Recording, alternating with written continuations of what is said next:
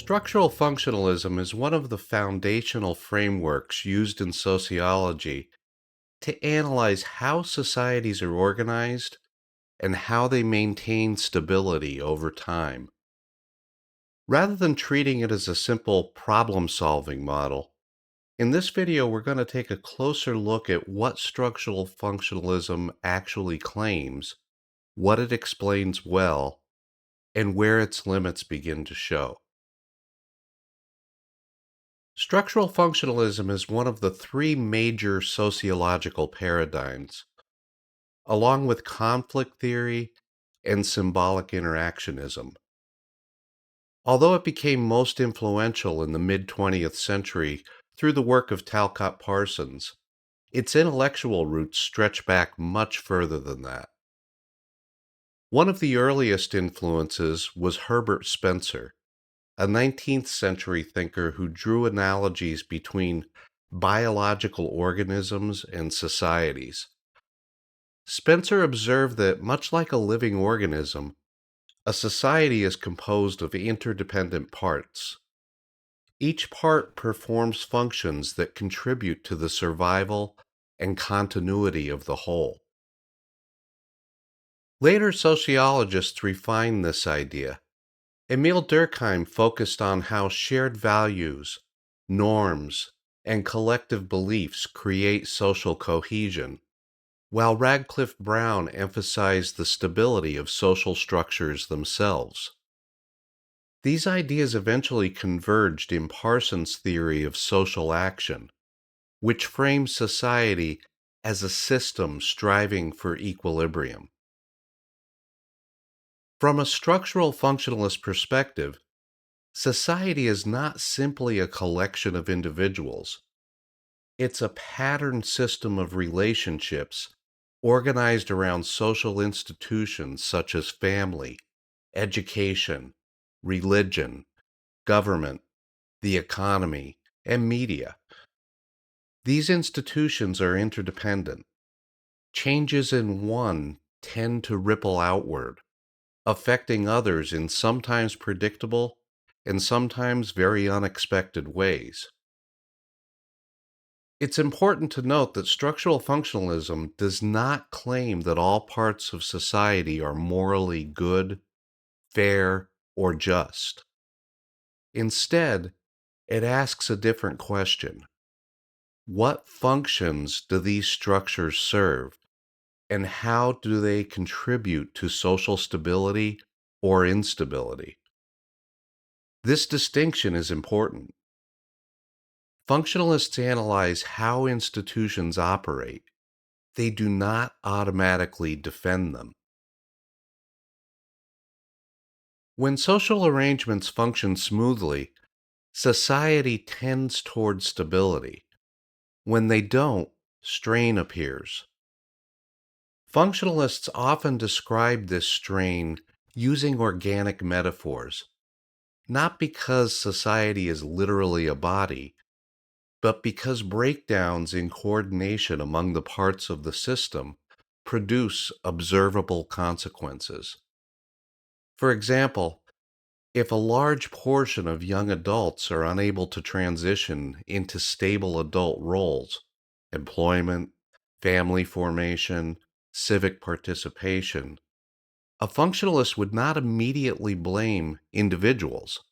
Instead, they might turn their attention to the educational system, to labor markets, or to family structures and ask whether these institutions are fulfilling their expected roles. Similarly, widespread unemployment might be examined not simply as an economic issue, but as a disruption that affects family life, mental health, crime rates, and political stability. Structural functionalism helps us trace how problems cascade across institutions rather than remaining isolated. This brings us to one of the most important concepts in the functionalist framework: functions and dysfunctions. Every social practice or policy produces manifest functions, intended and recognized outcomes. In addition, latent functions are produced, which are unintended and often unanticipated. When these unintended effects undermine stability or create new problems, they're called dysfunctions. Taxation provides a useful illustration, although it has to be handled carefully. The manifest function of taxation is straightforward: generating revenue to fund collective goods like infrastructure, defense, education, and public services. But taxation also has latent effects. It shapes work incentives, it impacts real income for workers, influences political behavior, and sustains entire industries devoted to compliance, accounting, and legal interpretation. Some of these latent effects may support stability, others may generate tension. A structural functionalist analysis does not begin by judging these outcomes as good or bad. Instead, it asks how they alter the functioning of the broader system over time. This emphasis on unintended consequences is one of functionalism's lasting strengths. Social interventions rarely operate in isolation, and even well-intentioned reforms can introduce new strains elsewhere in the system. Structural functionalism also places great emphasis on shared norms, values, and traditions, what Durkheim referred to as the moral foundation of society. These shared understandings act as social glue, allowing individuals to coordinate behavior and trust one another within large, complex populations. When norms weaken or lose their binding force, societies may experience anomie, a condition of normlessness that undermines social cohesion. Anomie does not mean the absence of rules altogether. More accurately, it's the erosion of shared expectations that guide behavior.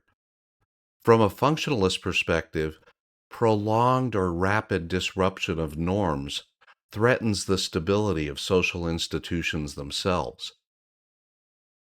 For this reason, structural functionalism tends to view rapid, sweeping social change with caution.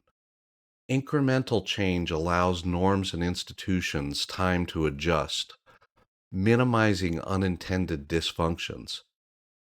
This doesn't mean that change should never occur, only that stability and continuity are values in and of themselves that are essential to a society.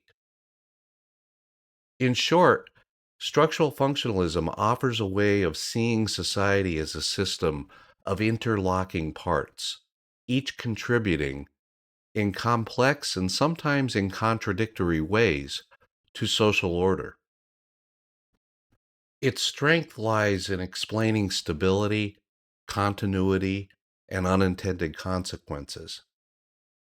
Its limitations become clearer when examining power dynamics, which is why sociologists rely on multiple paradigms rather than any single lens. Understanding structural functionalism is less about agreeing with it and more about learning what it helps us to see and what it leaves out. Thanks for taking a few minutes out of your day to join me here.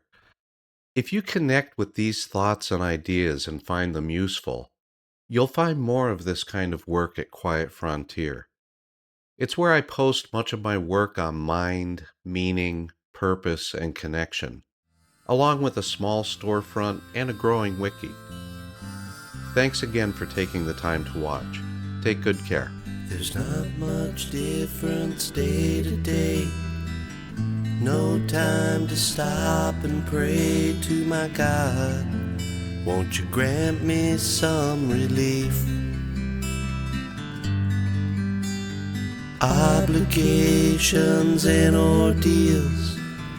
My heart, it barely feels my soul go dry like a wind-blown autumn leaf.